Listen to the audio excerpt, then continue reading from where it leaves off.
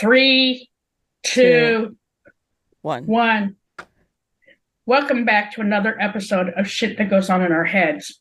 Today we have a really awesome guest. His name's John. He's an energy healer, an actor, and just an all-around nice guy. So, Woo! John, you want to tell us a little bit about yourself? Hello, welcome. Thank you so much for letting me be here today with you all. I'm very grateful for the opportunity to get to share a little about myself and what I'm doing. Um, what was your question?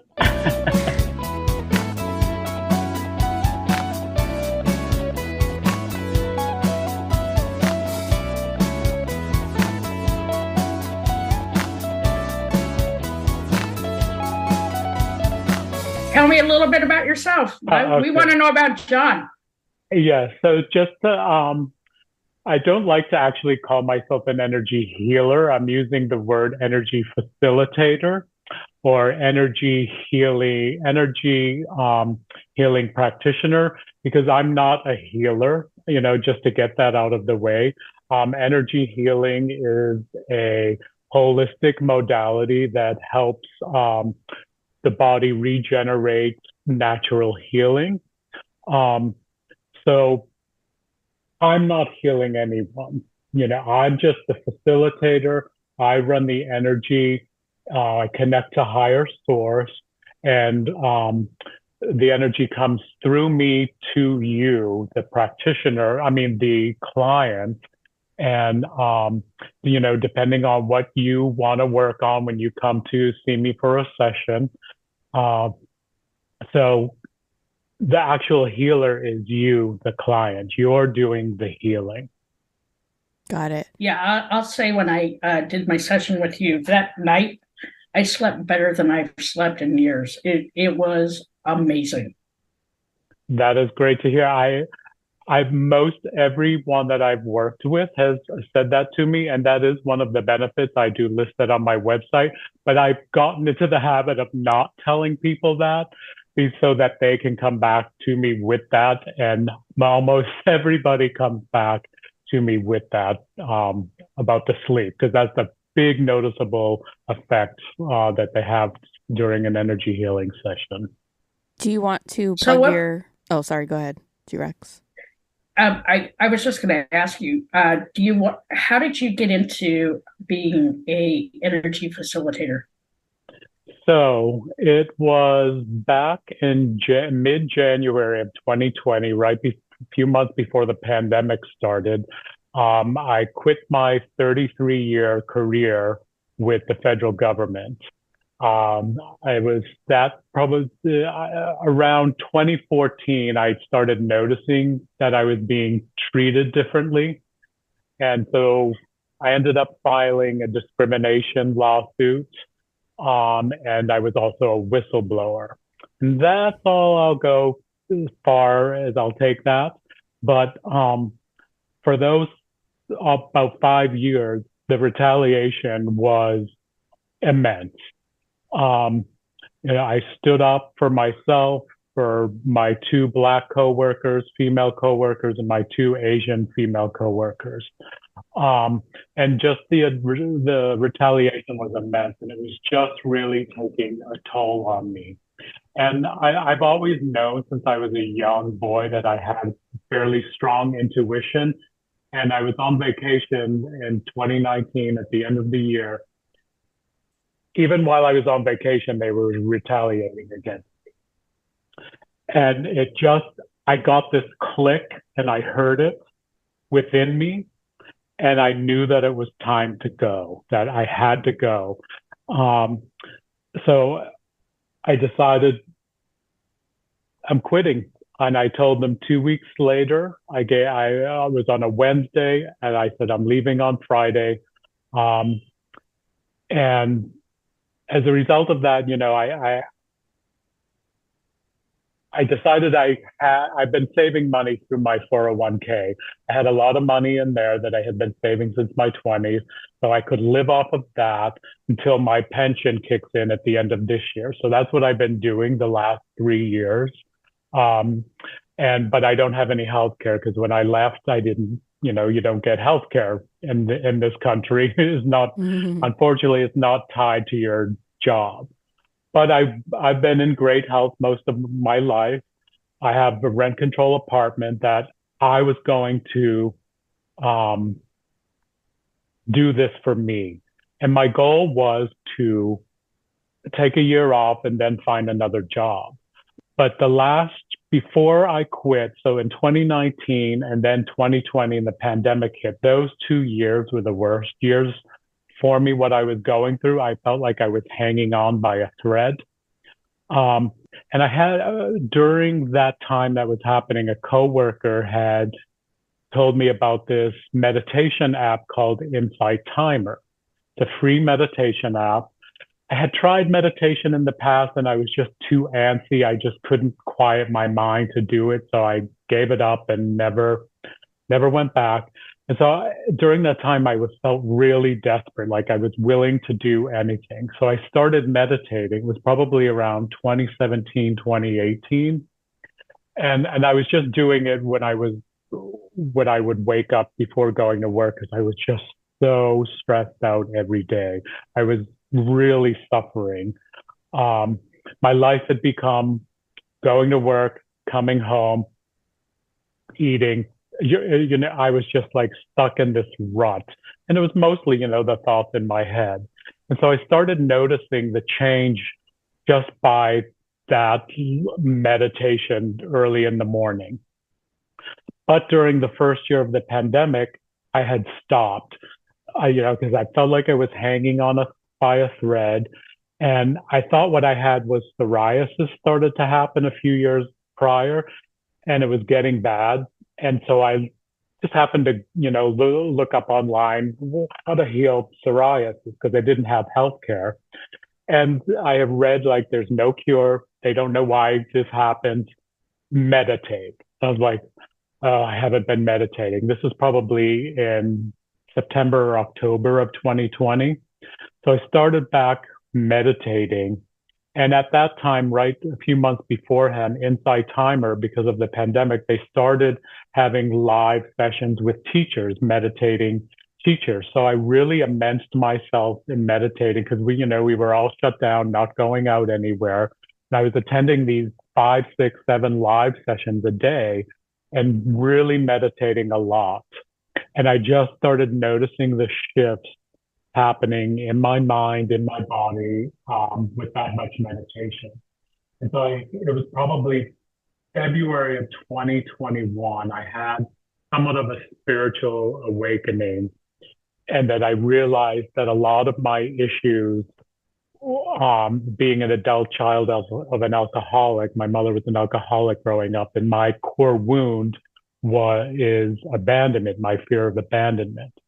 So I started gravitating to a lot of inner child, Insight Timer live, focusing on that. And one of them was an energy healing that I had been attending for 6 months before I decided to do it, because I just started feeling things through these live sessions that I watched over the phone. And I thought, this is quite amazing that, I'm doing this group energy healing with strangers from all over the world. And I'm feeling stuff. I'm starting to feel it work. So I went, they talked about the classes they had. So I went on their website. And one of the things that really drew me to Field Dynamics Healing to take their classes was about diving deep into yourself, into your personal, finding out who you are in a way. They didn't specifically say that, but I like that. This is what I need to do. So I took their classes. I did a 1-year training and got certified last year. And it's just it has, what I have found with energy healing is that it has accelerated my healing and my growth more than any other modality that I have ever tried in my entire life.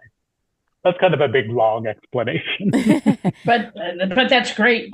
Do you want to plug your website and your services? Sure. I'm called Johnergy Healing, Johnergy, johnergy.com. You can find me on my website. It's a wonderful, beautiful holistic modality, and it because you'll read about it on my website. But what I like to say is, everything is energy, and so energy healing is we all have around us a field, an energy field. It's about 7 or 8 layers around us, and a lot of people can see it. My teacher is one of them. I'm not there yet, hopefully. And so if you're having a lot of like blocks within your system, you may feel something is off. Kind of a lot of things in life can cause you blocks. If you have unprocessed emotions where you're stuffing things down, which, inner child work, you do that because, you're growing up. Most parents don't teach you how to deal with your emotions because they themselves don't know how to deal with your emotions. So when for me as an inner child, and the work that I've done is stuffing those emotions down. And I've had just in the past 2 years, just tremendous, tremendous healing with all of that. Quick question. That's pretty up. Oh, go ahead. No, T-Rex. I'm done. Okay. No, you go. So your last job to where you are now, how much time was that? How long has it been? It's been 3.5 years. January in 2020 is when I left. And then your first year out, because you mentioned you set like a time frame for yourself. Well, I'll do this for a year. And was that really to discover and self-heal from like your previous employment, or what was the goal of having that first year off?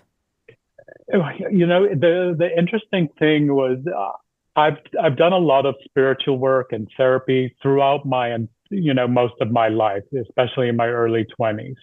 And so I've always known to ask, what is the spiritual reason this is happening to me for me to learn something? And for 5 years, I constantly asked myself, why is all this work drama happening? And I could never find a reason spiritually that it was happening. And it wasn't until I really dedicated myself to my meditation practice before I started the energy healing, studying that. It's like, oh, I have to heal this core wound of abandonment. That is why I have to heal that stuff. I really have to confront it because I've done so much therapy on it. I went to Al-Anon for 7 years. In my 20s, all my relationships were with alcoholics or drug addicts. And so I learned a lot there, but I never really kind of confronted that inner child stuff. And then I started in my 20s. I also studied the Course in Miracles very intently for 3 years. I dabbled in some Buddhism, and I found all those practices to be very healing and help me spiritually. And then I kind of got away from all of that in my late 30s to 40s. And I always had this overwhelming feeling regarding the abandonment. I'm just going to have to live with it. Mm.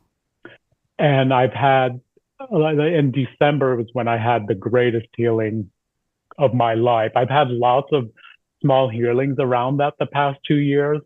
But I've been able to do that with the self practice that I do on myself with the energy healing, and really getting to those energy blocks in my system and making space for myself for healing to occur. Because when you remove those blocks out of your energy system, that's when I start getting insights. Most of my insights come to me because I walk in nature every day. That was one of the things that I started to do at the beginning of the pandemic, was walking, hiking every day. And because I'm able to commune with nature as a Taurus, an earth sign, I find nature very healing. Are you, when you're on your hikes, are you actively practicing anything, or are you really just in the moment and observing what's around you?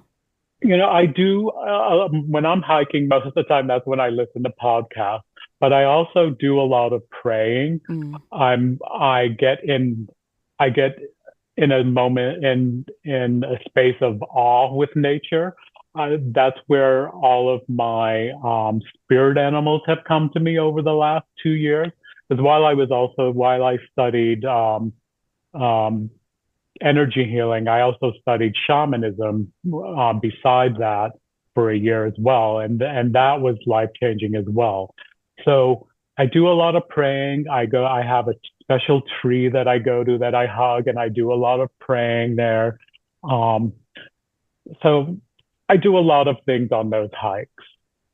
gotcha. And so this, it sounds like, and maybe I'm wrong, but it sounds like this worked for you and you want to be able to share Yes. that with others. I I haven't attended one of your sessions yet, but as you're talking, I'm thinking of a moment which maybe that's what it was, me like letting go of energy and, cleansing myself in a way.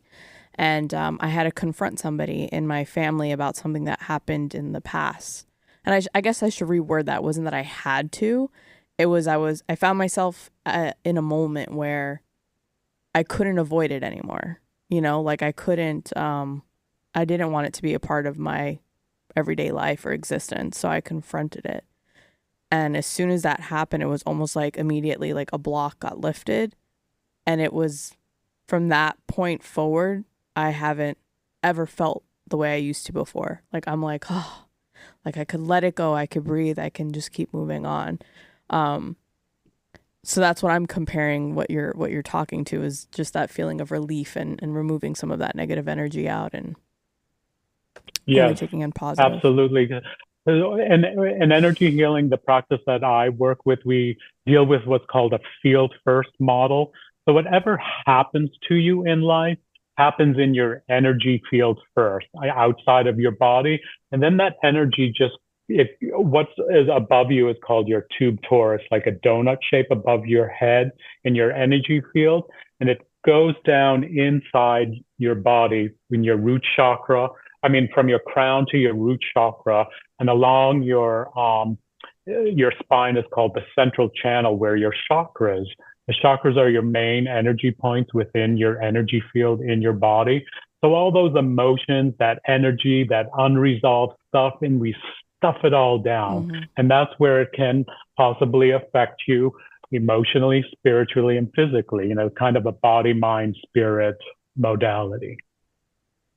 I'll tell you when I had my session with you, like I could feel like just I felt different, right? Like I felt like these competing factors that hence the name of the podcast, shit that goes on in our heads. I just felt some of that like melt away, and I am scheduling another session soon.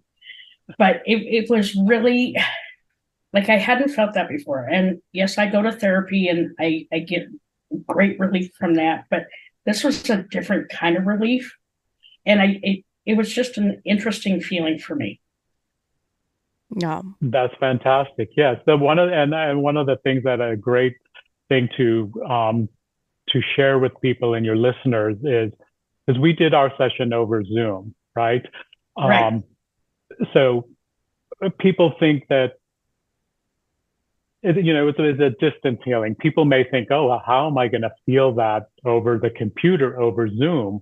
And so what distance healing does is so I'm here in San Francisco, California on my computer and Zoom with you during our session. You're upstate New York. So we, even though we're not in the same room, we're still creating an energy field between us. So that energy field from me in California to you in New York over 2,000 miles, that's a big energy field that we get to work with for healing to occur for you. And that's the amazing thing. I've had numerous people say to me, how did you do that over Zoom? It's just, I'm just running energy. We're working with higher source. So I'm not really doing anything except running energy. So, but it's an amazing, amazing thing. Recently, I was on with colleagues. We do group sits quite a bit, and there was four of us in this one particular one a few weeks ago, and there was a new graduate, and she lived in um, Australia.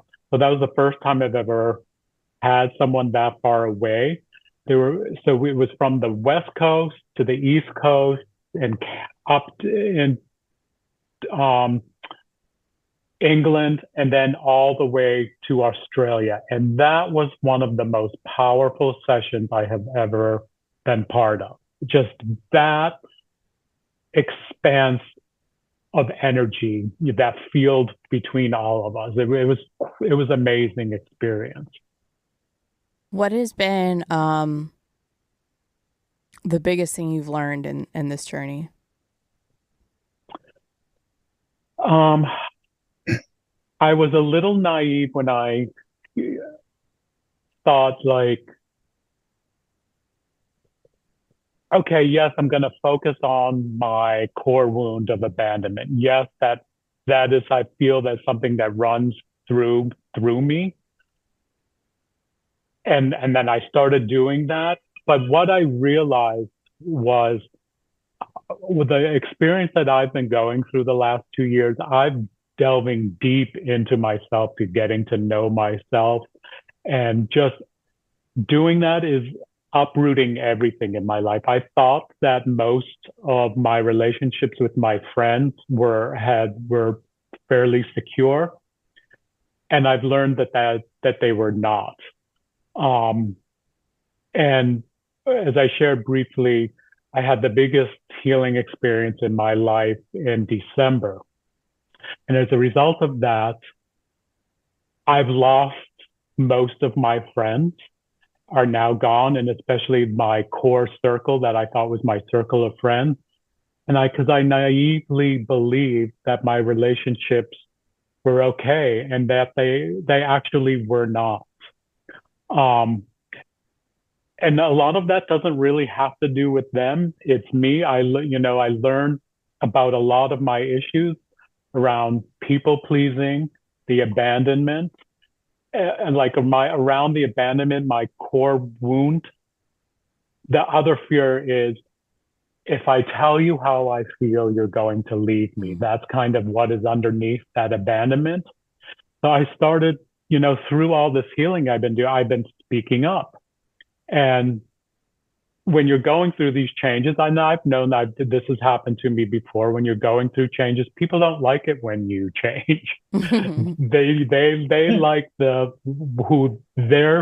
they get this idea of who you are, and that's how we interact with people mostly, right? So it was just the naivety of thinking that only this part needed to change, and it's my entire life has been uprooted and changed, Yeah. everything. And you mentioned that's been the sad part too. That's been, there's a lot of grief around that. Letting go of that group of friends. Yeah. Yeah. You mentioned that you do meditation. Is it just quiet or is there a specific kind? So when I first started meditating, I did guided meditations. I was doing them a lot. And through the process of the energy healing, I've gotten away from doing guided meditations. And I'm just doing mostly energy work. And energy work is a form of meditation. You're sitting in a meditative state with your eyes closed, and you're going within yourself and kind of what we call it the witness, establishing the witness, watching what's going on inside of you, and trying not to put judgment on it. That's the most beneficial thing I think of meditation is quieting the mind. And it's the same with energy healing. You try to quiet the mind. So I'm not doing for over a year now. I've not done guided meditations, but if I highly recommend if you've never done meditation before and you want to try it to help quiet the mind, then start with guided meditations. Absolutely. Yeah, yeah. I'm a person who struggles to just sit there, and I know it's more than just sitting there, but like I'm always in my own brain and in my own mind. And the one successful time I had with meditation was a guided one because I think it helped me focus on what somebody was saying, so it wasn't completely leaving me to my own shit that goes on in my head. Yeah. And to be able to listen and kind of dive into that world was pretty cool. So how long do your energy healing sessions normally run? A session is only 50 minutes. Um, um, and the other thing about energy healing, for if someone wants to try it, give it a try. Energy healing is not talk therapy. When you come to a session, I'll ask you some questions, to see what's going on with you, if you know what you want to work on, what's bothering you. And I'll, frame some questions around that and where it feels in your body and stuff like that. It's not, like traditional talk therapy. It's very different. And I will say a lot of people who may feel fidgety around just regular meditation, numerous people, and I think G-Rex, you may have experienced this too, that they didn't, during an energy healing session, they didn't get fidgety. They noticed that the fidgetiness went away, that they may experience, that they were, it's almost like putting someone under in a way, Mm. because you really feel the energy that I'm running. You feel it coursing through your energy field. Yeah, when I did it, I was in my office, sitting in my office chair. The next time I do it, I'm going to do it from my bed because I feel like I'll probably just go to sleep. I was gonna say. I'm going to tell you though, it was like the coolest feeling in the world. I felt so refreshed after the session. It it healed me from like the inside out. And it's a lot different than talk therapy, but I highly recommend it, man. I'm telling you, I've done a lot of different stuff in my life.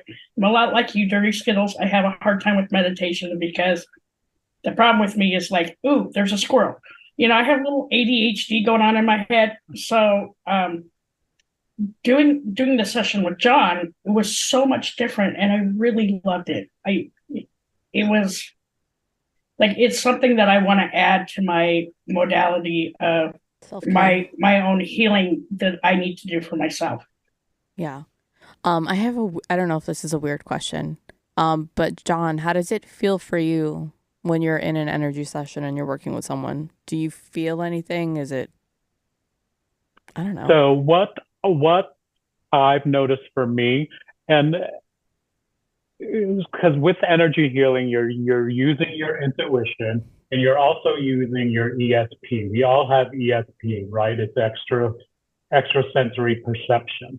And my what I get is what's called clairsentient. I feel a lot going on in my body. You may have clairaudience, which is you hear things, which sometimes happens for me, or clairvoyant when you see visions. A lot of my colleagues that I studied with, they get visions. Sometimes I get that. It's very rare that I get that. The clairaudience and the clairvoyance. I'm more clairsentient, so I'm feeling things in my body. And I, if I may check in with you to see if you're feeling that, or you tell me that you're feeling something going on, and then it can all do with your chakras too. You feel things in your different chakras. Um, so that's mainly for me what happens is the clairsentience. And what I would expand upon that,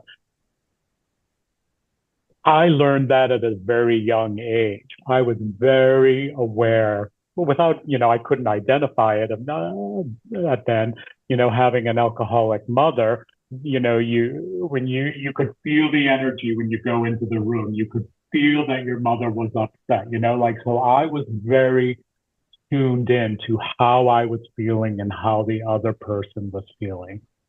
So that's kind of how I toned or tuned my clairsentience that goes on with me, if that makes sense.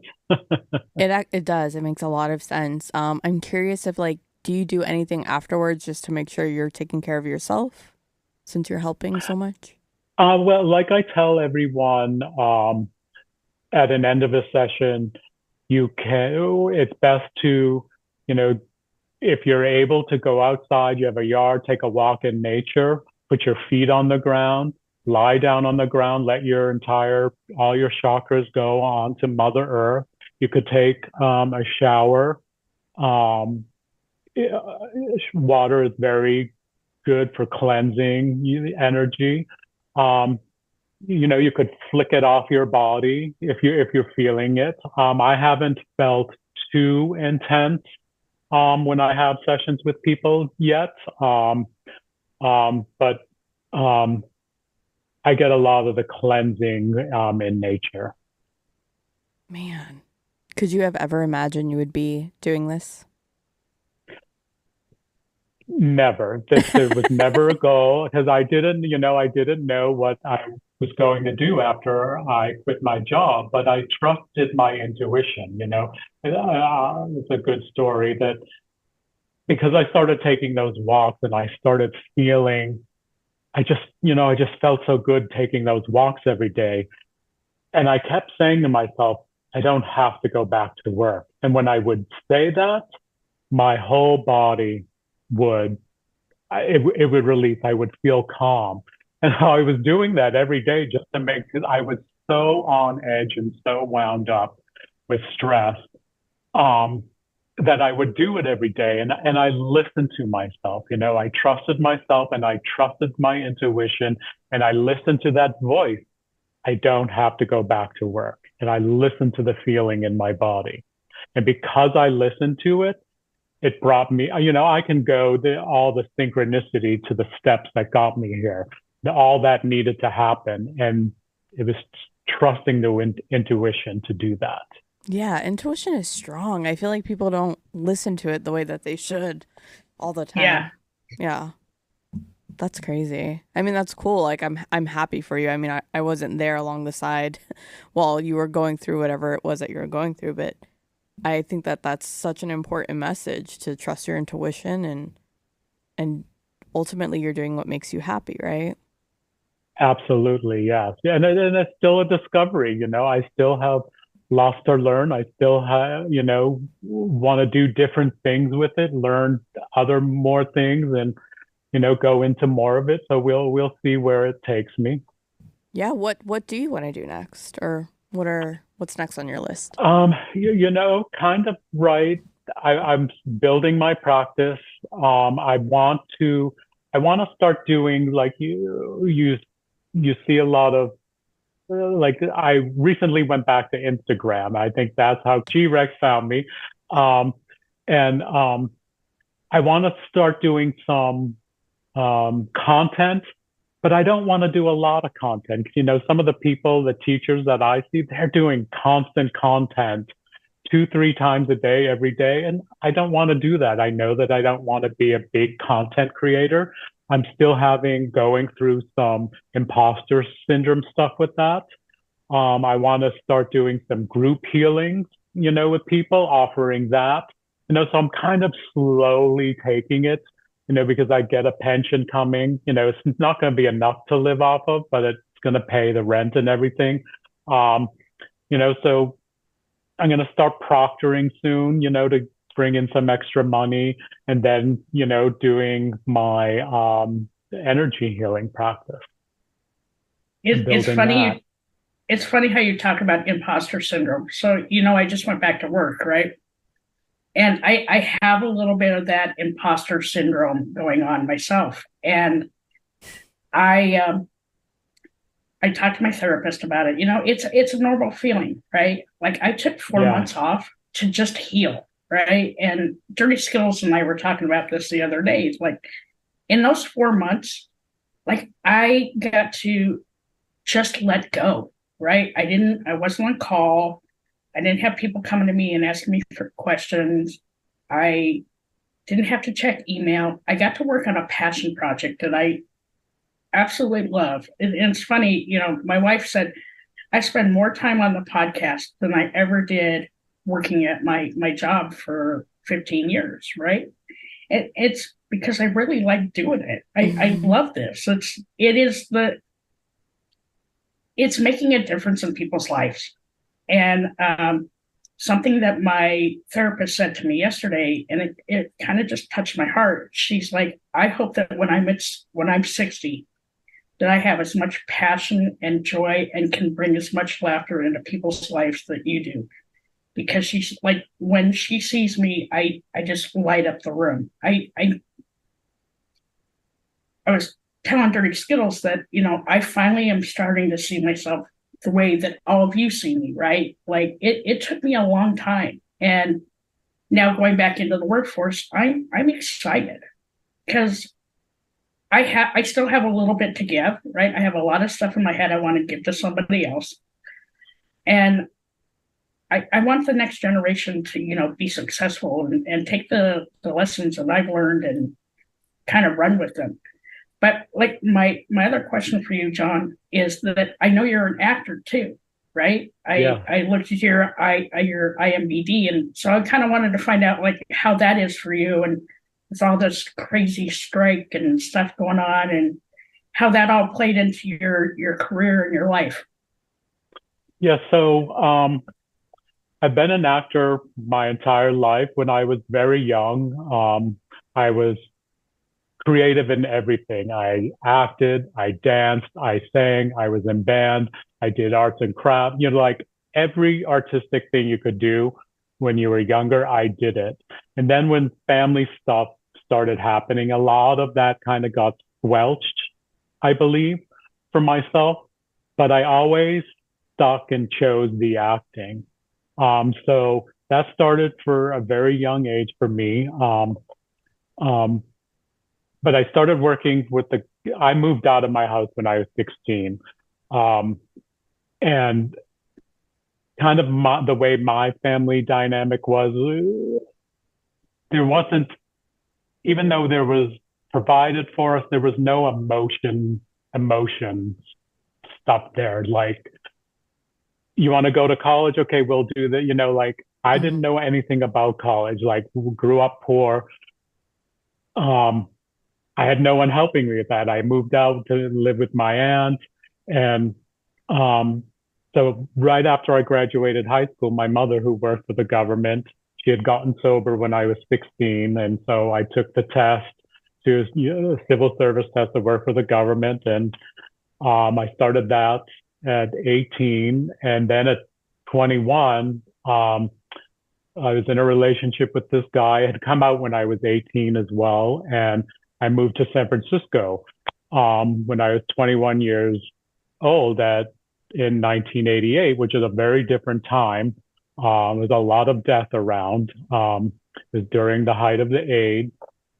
But I started going to City College in San Francisco, taking acting courses, taking private acting courses, and started doing a lot of stage stuff, always hoping, to make it big. That was always my dream, be a big, famous, rich movie star, right? And numerous times in my life when I was like, okay, it's time to move to LA because that's where all the action is. But I could just never leave San Francisco. Um, so I got my first agent when I was 30. They closed down a few months after I was with them. And then I've been with the same agent ever since. I've had the same agent for 26 years.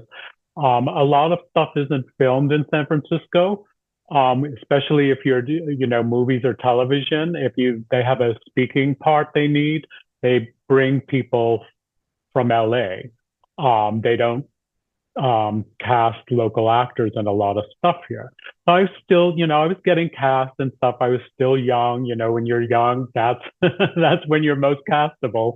Um, and doing some commercials, some print ads, doing industrials. I was working not regularly, but doing a lot. And then in 2015, when they were going to do a movie, the second movie on Steve Jobs, based on the Walter Isaacson book on Steve Jobs. They filmed the entire thing here in San Francisco and in the South Bay of San Francisco as well. And so my agent sent me an audition for that movie, and I really wanted to be in that movie. And I was like, I don't think I'm right for this part. Like the guy had long hair who I was going to audition for. And, I went to the casting director and then I see people dressing like him and like, okay, the stuff going on in your head when you're sitting in an audition room. So I went in, did my audition, and I always bring my glasses because when you do audition stuff, they kind of want to get a few different takes and a few different ways of doing it. And I said, how about with my glasses? Because this character wore glasses. And they said, sure. And so I did the audition and fine, left. It all went fine. I usually do very well auditions that I feel good because any time that I leave an audition, I'll say to myself, what did I just learn? From my training as an actor, I asked myself, what did I just learn at that audition? And I felt, pretty good about it. And a few days later, my agent called and I got the part in the Steve Jobs movie to play Mike Markkula, who was the chief investor of Apple and their second CEO. It was a small part, but it was a dream come true. And it all happened so very quickly. I only had one audition, which was amazing to me. I had to go down to the sets for fittings like immediately, and then I was like on set the next day. Wow. I mean, a few days after, yeah. And I had, in total, I was on set 4 days. It was an amazing experience for me. I loved every minute of it, and it was a dream come true. So dreams do come true, but when that movie premiered was when my work started getting really bad in 2015.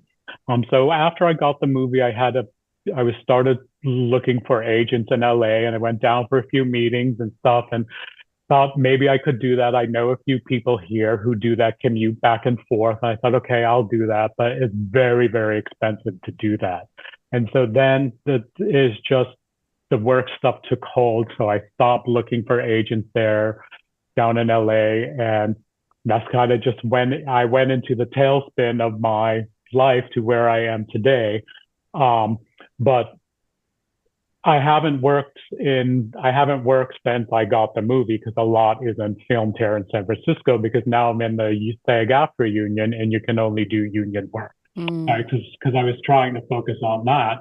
So I haven't worked in the past 8 years doing any acting. I still get sent on stuff every now and then, but now we're on strike. So so I stand in solidarity with my union in LA and New York who are striking. We do some stuff here locally as well, which I've taken in as well, and has been great.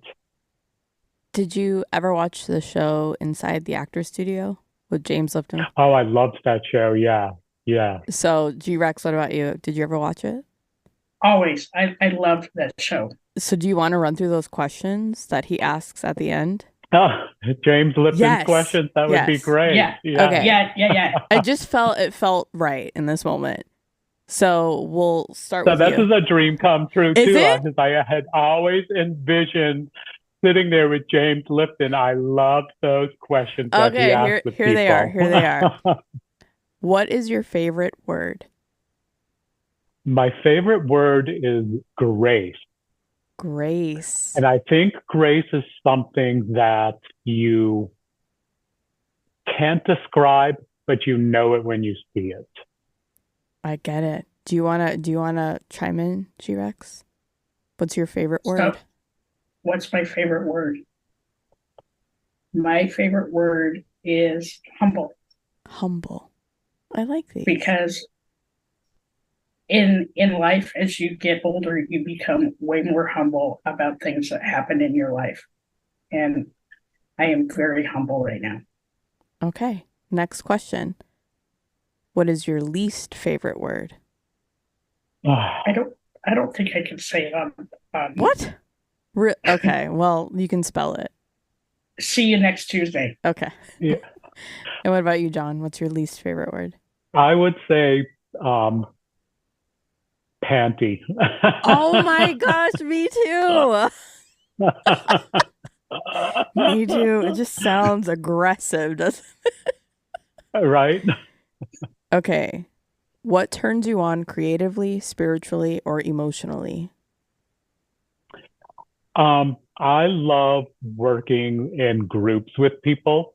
Over my life, being on different board of directors and stuff, or in creative, I love the group feeling of working together because I feed off the energy of other people. Makes sense. What about you, G-Rex? I'm going to say it's a couple of things. Nature being one. I get a lot of creativity when I'm working or if I'm just sitting out in my backyard. And the other one is being around friends. Um, I'm a true extrovert, so I need people around me to just bounce ideas off. So, Okay. Next question. G-Rex, what turns you off? hey, What about you, John? Probably fighting, arguments, fighting. Got I it. find it very triggering. Yeah, I can understand that. Okay, next question. What is your favorite curse word? John, you're first. Probably shit is what I use the most. What about you, G-Rex? fuck. Yeah, that's a good one. It's a good one. Okay, what sound or noise do you love? I love ocean waves and or rain. I use on Inside Timer. There's an 8 hour rain um, thing that I use to go to sleep every night, and I just find, even though I'm not a huge water person, I just find the sound of water very soothing. For me, it is the sound of snow brushing through the trees. Hmm. Um, if you get up early enough here in the mornings on the day that it snows, you can hear the snow brushing through the trees. It's eerie, but like a very calming feeling. Very cool. What sound or noise do you hate? Anybody that scratches their fingernails on a chalkboard. Makes sense. What about you, John? Um, I probably go back to the yelling again, even though I sometimes yell and I was brought up in a yelling family. That's how we communicated, was yelling, but it does, it's triggering to me. All right. What profession other than your own do you want to attempt? I would love to be a rock star, a pop star. It's kind of Nice. another thing that I always wanted to do. Nice. What about you, G-Rex? I would like to be a full-time mentor, especially to disadvantaged adults and kids. That's nice. I can see that. What profession would you not want to do? I don't want to be a trash man. I don't want to be an accountant, anything to do with math. Nice. Okay, and then the last question, which is arguably one of my favorites of this, is if heaven exists, what would you like to hear God say when you arrive at the pearly gates? I've loved this question and Me I've too. always had an answer for it, and it was welcome home, John. It's okay to be not okay. Just make sure you're talking to someone.